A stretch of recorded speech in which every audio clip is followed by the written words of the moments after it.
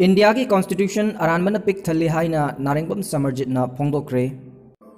Republic constitution of India से अरानबन पिक थल्लबा कॉन्स्टिट्यूशन नि इंडिया की रिपब्लिक कॉन्स्टिट्यूशन ऑफ इंडिया से इंडिया की टेरिटोरी मनुंगदता ऑपरेट तौगदबनी हाइना लंदन दा लैबा मणिपुर की एक्साइल गवर्नमेंट की चीफ मिनिस्टर ना इंडिया की प्राइम मिनिस्टर दा चेरोल अमा थादुना खंगनख्रे। वाफम असी खंगलदुना एक्साइल गवर्नमेंट की फॉरेन अफेयर्स एंड डिफेंस की मिनिस्टर सु ओइरिबा मणिपुर स्टेट काउंसिल की वांगांगलोय नारेंगबम समरजिना खुयेक पीदुना थादोरकपा चेरोल असिना हाई ब्रिटिश की कॉलोनी ओइरंबा इंडिया ब्रिटिश इंडिया की टेरिटोरी असी अनी थोकना खाइदोकलगा मदुदी इंडिया डोमिनियन ऑफ इंडिया अमसुंग पाकिस्तान डोमिनियन ऑफ पाकिस्तान सेमले। इंडियन स्टेट सिंगना इंस्ट्रूमेंट ऑफ एसोसिएशन साइन तौरगा डोमिनियन ऑफ इंडिया कुमजा 1947 के ऑगस्ट 15 की मतुंगदा एसेन तौबा यारे। एसेन तौरिबा असी डोमिनियन दनी अदुबु कुमजा 1950 की जनवरी 13 की मतुंगददी यूनियन ऑफ इंडिया हाइरे मरमदी डोमिनियन असी स्टेट ओइरे। डोमिनियन असी कुमजा 1950 की जनवरी 13 की मतुंगददी स्टेट ओइबगा लोइनना यूनियन ऑफ इंडिया हाइरे। प्रिंसली स्टेट सिंग इंडिया दा जॉइन तौबा नत्ते स्टेट ऑफ इंडिया दा एसेन तौबनी हाइबदी ग्रुप ऑफ सॉवरेन स्टेट सेमबनी अदुगा यूनियन हाइबनी। यूनियन असी पॉलिटिकल बॉडी अमनी अदुगा स्टेट ऑफ द यूनियन हाइबदी याई मरम असिना एसेन तौरुबा स्टेट सिंग असी इंडिया की टेरिटरी अमा ओइबा नत्ते। Princely state of Jammu and Kashmir की एक्सटर्नल सॉवरेनिटी असी स्टेट ऑफ इंडिया गा शेयर तौबनी हाइरी। चेरोल असिना हाई external sovereignty can share with other state but internal sovereignty cannot share हाइबनी।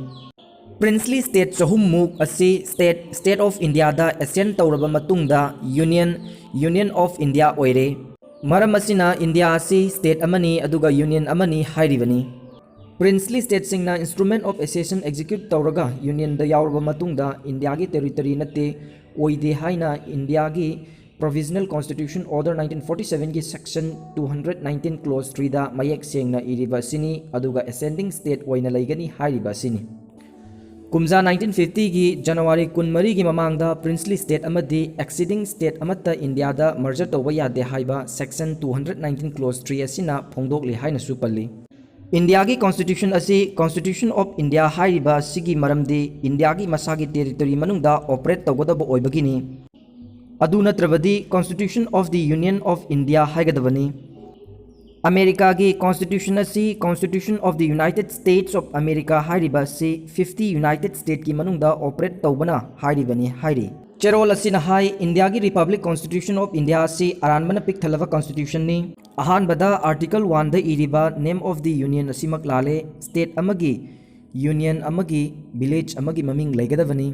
Union असी पॉलिटिकल यूनियन अमनी आर्टिकल 1 क्लोज 1 द इरिबा India that is Bharat shall be a union of state हाइरिबा असी लाले। India that is Bharat shall be a union of India हाइगदबनी अदु नत्रबदी union की ममिंग अमा लैत्रे। अदुगा article 300 clause 1 the suit and proceeding गसु कॉन्ट्राडिक्ट ओइरे मरमदी आर्टिकल 300 क्लोज 1 हाइरी मदुदी The government of India may sue or be sued by the name of the Union of India masida Union of State haidriba asini।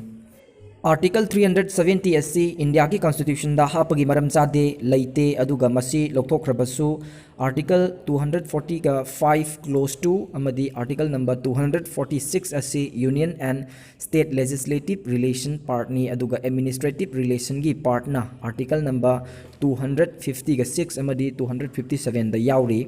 मरम असिना union अमगा state of Jammu and Kashmir गा मरी लेनबा अदुम यावरी हाइदे।